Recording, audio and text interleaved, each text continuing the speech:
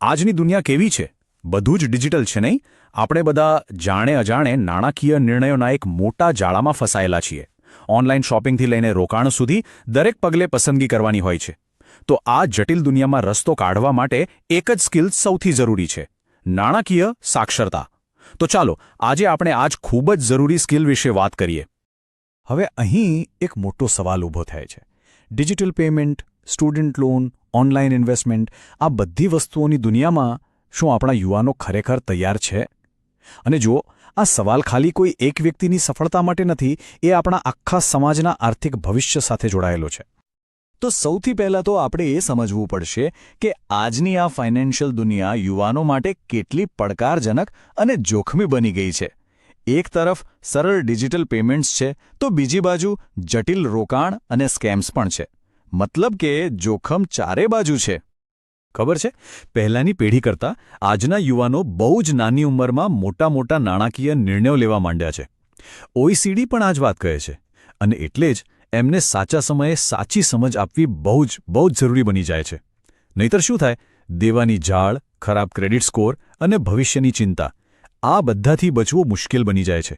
જુઓ, અહીં બે રસ્તા એકદમ સાફ દેખાય છે.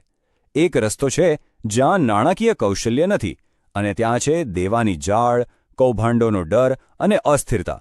અને બીજો રસ્તો છે નાણાકીય કૌશલ્ય સાથેનો, જે આર્થિક આત્મનિર્ભરતા, આત્મવિશ્વાસ અને સફળતા તરફ લઈ જાય છે.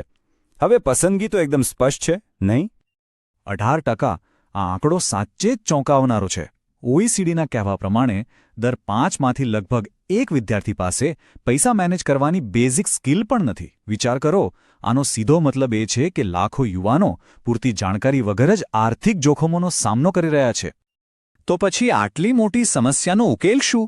જવાબ સિમ્પલ છે. આપણે નાણાકીય સાક્ષરતાને ખાલી એક સબ્જેક્ટ તરીકે નહીં, પણ યુવાનોને સશક્ત બનાવવા માટેના એક પાવરફુલ ટૂલ તરીકે જોવી પડશે. જેમ અહીં કહ્યું છે, નાણાકીય શિક્ષણ એક રક્ષણાત્મક કવચ તરીકે કામ કરે છે. આ વાત એકદમ સાચી છે.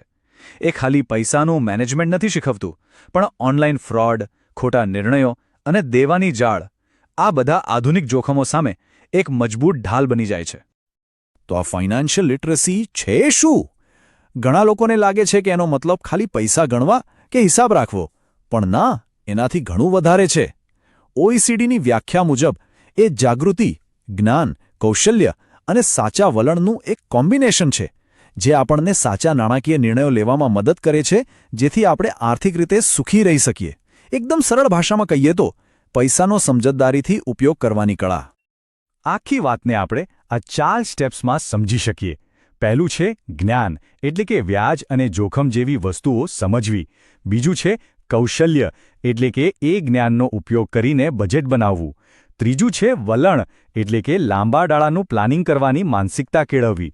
અને છેલ્લું અને સૌથી અગત્યનું વર્તન, એટલે કે બચત જેવી સારી આદતોને રોજિંદા જીવનનો ભાગ બનાવવી. ઓકે, આ બધી વાતો થિયરીમાં તો બહુ સારી લાગે છે, પણ સવાલ એ છે કે શું રિયલ લાઈફમાં આનો કોઈ ફાયદો છે? તો ચાલો હવે કેટલાક ડેટા જોઈએ જે બતાવે છે કે નાણાકીય શિક્ષણની લોકોના જીવન પર કેટલી મોટી અને નક્કર અસર પડે છે.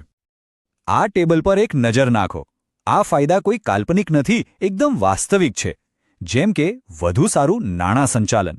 એનો મતલબ છે કે બજેટ બનાવવાની અને બચત કરવાની આદત પડે છે. ઓછું દેવું અને જોખમ, મતલબ કે ક્રેડિટની સાચી સમજ તમને ખરાબ નિર્ણયોથી બચાવે છે. અને આ બધાથી શું થાય? નાણાકીય સ્વતંત્રતા અને વધેલો આત્મવિશ્વાસ મળે છે. અને હવે આ આંકડા પર ધ્યાન આપો. 72%. OECDનો ડેટા કહે છે કે જે વિદ્યાર્થીઓ ફાઇનાન્શિયલી લિટરેટ છે, એમનામાં પૈસા બચાવવાની શક્યતા 72% જેટલી વધી જાય છે. આ કોઈ નાનો સૂનો ફેરફાર નથી. આ એક એવી આદત છે જે ભવિષ્યમાં આર્થિક સુરક્ષાનો મજબૂત પાયો નાખે છે. અને વાત ખાલી મોટી બચતની નથી. એની અસર આપણી રોજિંદી નાની નાની આદતો પર પણ દેખાય છે. જેમ કે જે વિદ્યાર્થીઓ ફાઇનાન્શિયલી લિટરેટ છે, એ લોકો કોઈપણ વસ્તુ ખરીદતા પહેલાં ભાવ સરખાવે એવી શક્યતા 50% વધારે હોય છે.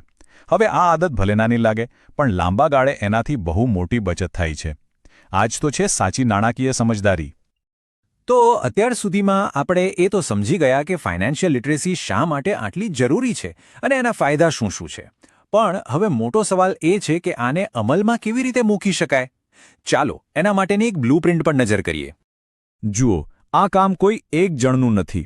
એના માટે 3 મુખ્ય પિલર્સ છે. પહેલું, શાળાઓમાં જ્યાં ગણિત અને અર્થશાસ્ત્ર જેવા વિષયો સાથે આને જોડી શકાય. બીજું, સામુદાયિક કાર્યક્રમો જ્યાં વર્કશોપ અને ડિજિટલ ટૂલ્સ દ્વારા શીખવી શકાય. અને ત્રીજું, પારિવારિક વાતાવરણ જ્યાં ઘરમાં પૈસા વિશે ખુલ્લીને વાતચીત થાય. જ્યારે આ ત્રણેય સાથે મળીને કામ કરે ત્યારે જ સાચું પરિણામ મળે છે. ઓકે, તો અત્યાર સુધી આપણે વ્યક્તિગત સ્તર પર વાત કરી, પણ હવે આ વિશ્લેષણના અંત તરફ આગળ વધીએ અને જોઈએ કે આની અસર સમાજ પર કેટલી મોટી અને વ્યાપક છે. યાદ રાખજો, ફાઇનાન્શિયલ લિટરસીનો ફાયદો ખાલી વ્યક્તિગત નથી.